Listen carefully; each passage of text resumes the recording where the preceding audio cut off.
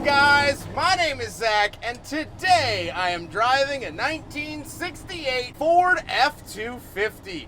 Up front is a 6.4-liter V8, and down below is a 4-speed manual transmission. Now, I am super excited to be driving this F-250 for two reasons. First of all, this is what's known as a highboy. Back in the late 60s, Ford started to debut their line of four-wheel drive trucks. And so in order to fit all of the four-wheel drive parts, they had to lift the truck up quite a bit. So these were known as the highboys, and we'll talk a lot about that here in a second. The second reason is that the sun is shining, I'm in a 60s Ford, and I'm shifting my own gears. So you know what? Today ain't such a bad day. But if you would like to submit your own vehicle and have it reviewed here on the channel, you can head on over to my website, zackpradel.com/submit. It's a quick and easy submission form. It takes under a minute to fill out, and I come out to you. And if you'd like to see all my videos weeks or sometimes months in advance, you can head on over to my Patreon for only $5 a month. But let's get back to that 390 under the hood, better known as the 390. I always say displacement in my videos so you can compare it to modern vehicles. But this is the 390 cubic inch. Now, believe it or not, this was kind of the mid-range offering for this truck. The V8's got a lot bigger, but this was tried and true. It was easy. It's easy to build. It's easy to modify, and they chucked it in. It wasn't really a hussy-fussy engine like the 460 or, heaven forbid, the 500. I like this engine. I think it does a really good job because it offers torque and it offers that power that you want, but again, it isn't over the moon. Now, fuel economy is still going to be terrible. That comes with the territory. But it's not as terrible as it could have been. It's not as powerful as it could have been, but it's also a more livable, happy engine. And the fact that the 6.4 liter isn't the biggest engine where nowadays it would be considered, it's just a wild sign of the times. Like I said, paired to it is a 4-speed manual. It's 4 on the floor. It has a giant throw. I feel like I'm punching the dashboard trying to put it into third, but the clutch is actually relatively friendly. It's not super heavy like other trucks of the era. And first gear is a granny gear, so you really don't end up using it pretty much at all. You start it in second unless you're pulling a trailer or doing other devious acts. Here we go, second gear. And even then, you run out of gear so quick. We're up into third. And down into fourth, and then that's it. I'm in top gear right now doing 35 miles an hour.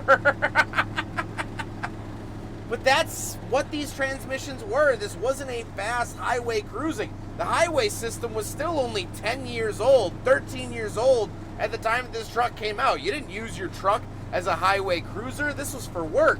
And so that transmission really reflects that, and you feel that. Last but not least, like I mentioned, this is four-wheel drive, and we do have that four-wheel drive shifter inside, but the big thing is that this has a divorced transfer case, meaning the transfer case is not integrated or mated to the transmission. So Ford was able to save money and save development costs by using a two-wheel drive transmission in the highboy and then adding the transfer case after the fact. Now, I have to be honest, this actually isn't a genuine highboy. This is a genuine highboy chassis, but the cab came from Florida, the bed came from Kentucky, the rear axle's from here in Indiana, so it's really a mishmash of vehicles. But it's one of those instances where we're not going to get hung up on the specifics. We're just going to enjoy the four wheels that are below us here today. So how does it feel to drive the highboy? Well, it's interesting. There are some parts of this truck that are very unforgiving. There's other parts of this truck that are incredibly forgiving. The steering is super light. The clutch is somewhat heavy, but like I said, forgiving. The shifter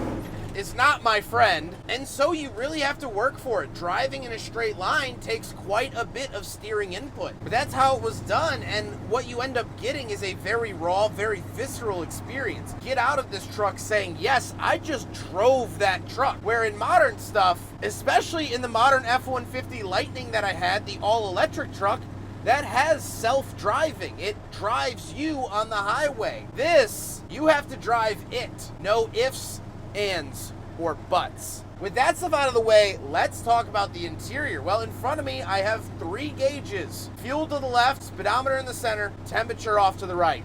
That's it. no more. The steering wheel doesn't have anything on it, although it is massive. Because this was still the non-power steering era, even though this was equipped with it, some trucks didn't come with power steering, so you needed all the leverage you could get. To the bottom left of the gauge cluster, we do have our headlights, wipers, and ignition switch. And to the bottom right of the gauge cluster, we have our emergency hazard lights and our choke for the engine.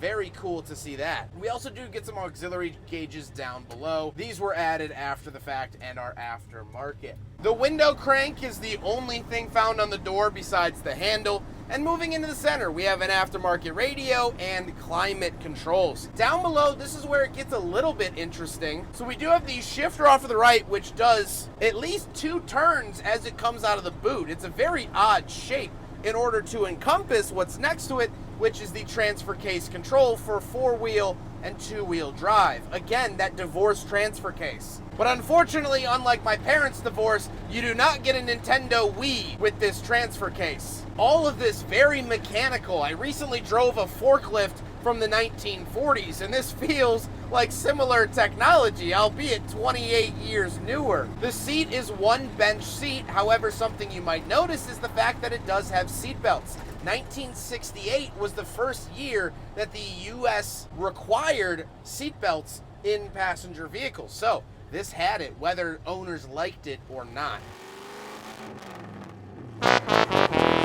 Now, we don't have any back seats, of course. This isn't a crew cab. This is well before that era where that was popular. So let's hop in the back and talk about the bed. You know, I feel like half the vehicles that came out of Ford Motor Company from the 60s to the 70s had custom somewhere on it. That just meant that you had options and had optioned something on the truck. Every single one of them pretty much has custom on it, so it's kind of redundant. Once we are around the back here, we do have a handle which comes out like this. Traditional tailgate handles come up. This actually moves out. And as you can see, that's the bed. Seriously simple, straightforward. Now that in the middle is actually the fuel filler. So normally, come over to the side here, this is the normal fuel filler. So the gas tank is down below. This no longer is. So they have moved the gas tank to underneath the bed. So kind of cool. But besides that, nothing really too interesting here. It's a bed. It has these bigger metal struts rather than the more modern cable style tailgate hinges, but that is pretty much it. Nice and solid. Third.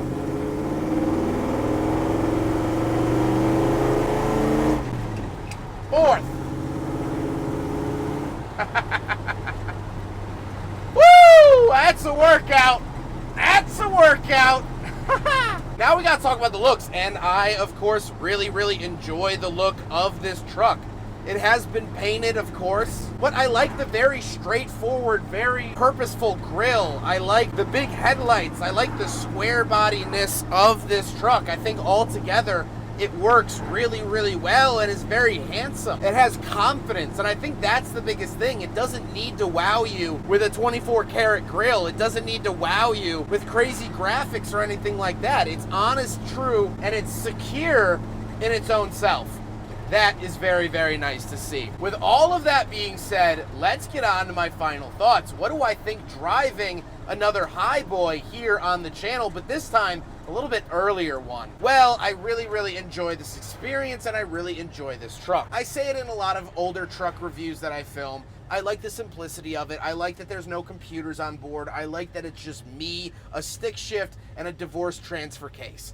That's it. No ifs, ands, or buts. There's nothing getting in the way of that relationship. It's also cool to be driving a highboy because this was kind of cutting-edge technology at the time. 4-wheel drive wasn't really for standard pickup trucks, and yet here it is, and Ford found a way to sell it to the masses, albeit with a body lift and some clever engineering. But this is also the last era of unrestrained automobiles. As we moved into the 1970s, we had a safety crackdown, not only the requirement of seatbelts, but A few years after 1968, they started requiring 5-mile-an-hour bumpers, which meant that the bumpers had to withstand a 5-mile-an-hour impact without any deformities or issues. Of course, the emissions crisis started to crack down on engine displacement, so this small, tiny 6.4-liter later became the biggest engine option and then not an option anymore. V6s and 4-cylinders started to come onto the market. Of the 3 different pickup trucks that Ford currently offers,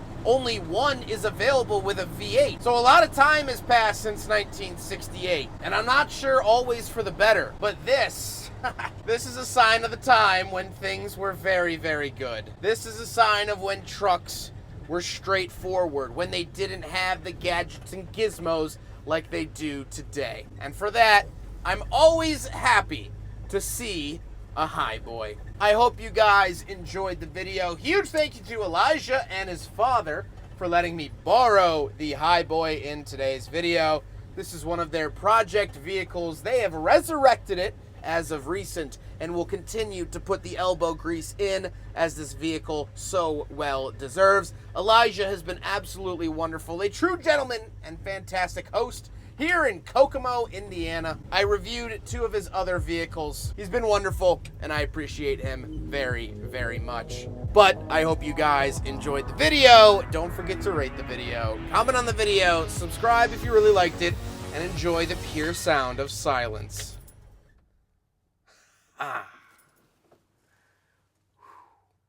Take care, guys.